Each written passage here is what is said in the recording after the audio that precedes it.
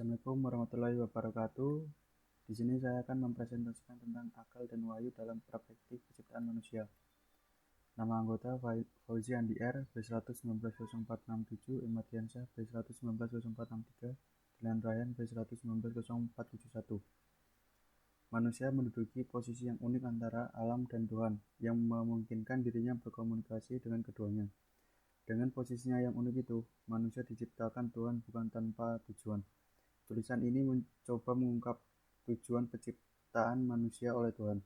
Untuk memenuhi tujuan penciptaan itu, adakah Tuhan memperlengkapi manusia dengan sarana-sarana yang memungkinkan dia mewujudkan tujuan penciptanya? Adakah akal dan wahyu merupakan sarana-sarana yang dimaksud?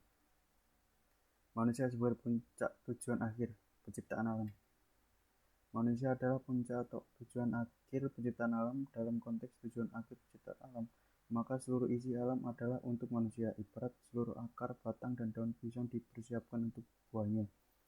Dalam konteks puncak penciptaan alam, manusia secara biologis adalah makhluk yang paling lengkap dan paling canggih, dalam pengertian mengandung semua unsur yang ada dalam kosmos, mulai unsur-unsur mineral, tumbuh-tumbuhan, hewan, hingga unsur-unsur khas manusia itu sendiri yang merupakan daya-dayanya yang istimewa. Unsur-unsur manusia. Karena itulah manusia sering disebut juga sebagai mikrokosmos, dunia kecil, yang terkandung di dalam dirinya semua unsur yang ada dalam kosmos. Mengandung unsur mineral dimaksud bahwa manusia memiliki daya atomik. Mengandung unsur tumbuh-tumbuhan berarti bahwa manusia memiliki daya-daya nabati, yaitu makan, nutrition, algosia, tumbuh, grow, almunmiyah, dan berkembang biak, reproduction, al-muwallidah. Mengandung unsur-unsur hewan berarti bahwa manusia memiliki daya-daya hewani, yaitu penginderaan, sensation perfection, al-mudrikah, dan gerak, locomotion, al-muharrikah. Unsur khas manusia. Adapun unsur khas manusia yang tidak dimiliki oleh makhluk-makhluk lain adalah akal. Dalam filsafat, terutama cabangnya logika, manusia sering didefinisikan sebagai al-hayawan al-natik, hewan yang berbicara. Hewan sendiri secara bahasa berarti makhluk hidup, karena al-hayawan berasal dari kata al-hay yang artinya yang hidup. Hewan yang berbicara dimaknai sebagai makhluk hidup yang rasional.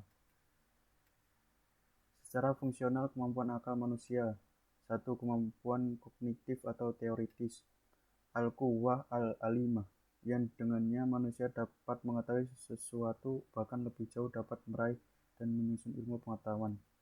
2. Kemampuan manajerial atau praktis, al-quwwah al-amilah, yang dengannya manusia mampu mengelola dan mengendalikan dorongan-dorongan jiwanya yang biasa disebut nafsu.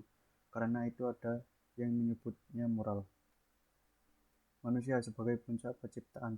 Manusia sebagai puncak atau tujuan akhir penciptaan alam dengan daya-daya yang dimilikinya disempurnakan Tuhan dengan dikaruniai sesuatu yang bersifat rohani, yang menjadi manusia bukan hanya makhluk fiksi melainkan juga makhluk spiritual. Itulah qolb, hati, intuisi. Seperti akal, hati, intuisi juga berpotensi untuk menangkap objek-objek imaterial, walau dengan cara yang berbeda. Di samping itu, hati intuisi berpotensi untuk berkomunikasi dengan entitas-entitas rohani serta menerima ilham dan wahyu. Wahyu merupakan sabda atau firman Tuhan yang disampaikan kepada manusia yang menjadi pilihannya, yang telah mencapai tingkat kesempurnaan, disebut al-insan al-kamil, yaitu nabi atau rasul, untuk terus disampaikan kepada manusia lainnya sebagai pegangan dan panduan hidup menjadi khalifah, wakil Tuhan di muka bumi. Al-Baqarah ayat 31. Tugas akhir: bila tujuan penciptaan untuk beribadah kepada Tuhan dialamatkan juga kepada makhluk selain manusia seperti jin dalam surat Al-Zariyat ayat 56, atau bahkan seluruh isi bumi dan langit dalam surat Al-Harsy ayat 24, maka lain halnya dengan tujuan penciptaan untuk menjadi khalifah.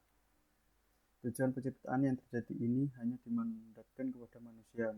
Manusialah, bukan makhluk lain, yang diharapkan Tuhan untuk menjadi instrumen melaksanakan kehendak-kehendaknya di bumi. Bentuk lebih konkret dipelaksanakan kehendak Tuhan di bumi secara literal adalah memakmurkannya, surat Ar-Hud ayat 61, dan secara kontekstual adalah membangun kebudayaan peradaban. Untuk melaksanakan fungsi khalifah, Manusia dianugerahi oleh Tuhan dengan dua buah hadiah yang sangat istimewa, yaitu ilmu pengetahuan, kebebasan memilih ikhtiar. Dan untuk menerima kedua hadiah itu, manusia telah dilengkapi di dalam dirinya sarana atau piranti berupa akal dan fasilitas lain di luar dirinya berupa wahyu Tuhan yang diturunkan kepada manusia yang telah mencapai tingkat kesempurnaan. Al-Insan Al-Kamil yang dalam bentuk konkretnya diwakili oleh Nabi Muhammad SAW. Percik indikasi sifat dermawan adalah kemurahan pada saat susah atau kekurangan. Indikasi sifat kesucian adalah jujur pada saat kesendirian. Indikasi sifat kelembutan adalah memanfaatkan pada saat marah. Pendapat ulama. Al-Ghazali memberikan pandangan atau pengertian tentang esensi manusia. Beliau mengatakan bahwa manusia merupakan makhluk hidup yang tersusun dari 4 dimensi yang dalam kerja atau fungsinya atau fungsi saling berkesinambungan satu sama lainnya. Keempat dimensi tersebut adalah hati, ruh, nafsu, dan akal. Keempat dimensi tersebut menurut pandangan Al-Ghazali memiliki ciri dan fungsi yang berbeda dan khusus. 2. Ibnu Khaldun. Sumber daya manusia yang berkualitas menurut Ibnu Khaldun terdiri dari akal, pikir, keterampilan, ta'awun, kewibawaan, dan kedaulatan. Dengan mendefinisikan manusia sebagai makhluk berpikir, animal rasional, al-hayawan, an-natik, kedaulatan, kewibawaan, ta'awun, keterampilan, dan pikiran adalah merupakan kemampuan yang harus dimiliki oleh setiap manusia untuk mempertahankan eksistensinya dalam masyarakat yang terus berubah, maju, dan berkembang. Dengan kesanggupan manusia untuk berpikir yang membedakan manusia dengan binatang lainnya, kecakapan memperoleh penghidupan dalam kehidupan bersama, dan kemampuannya mempelajari Tuhan yang disembahnya serta wahyu-wahyu yang diterima para rasulnya, sehingga semua binatang tunduk dan berada dalam kekuasaannya. Melalui kesanggupan untuk berpikir itulah Tuhan mengaruniai manusia keunggulan di atas semua makhluk ciptaannya. 3. Al-Farabi. Manusia adalah makhluk terakhir dan termulia yang lahir di atas bumi ini.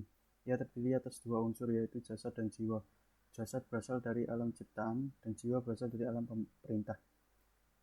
Menurut Al-Farabi, kesatuan antara jiwa dan jasad merupakan kesatuan eksiden.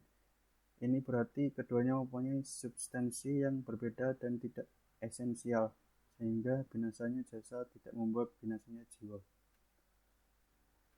Sekian dari presentasi kami. Bila ada salah kata mohon dimaafkan. Wassalamualaikum warahmatullahi wabarakatuh.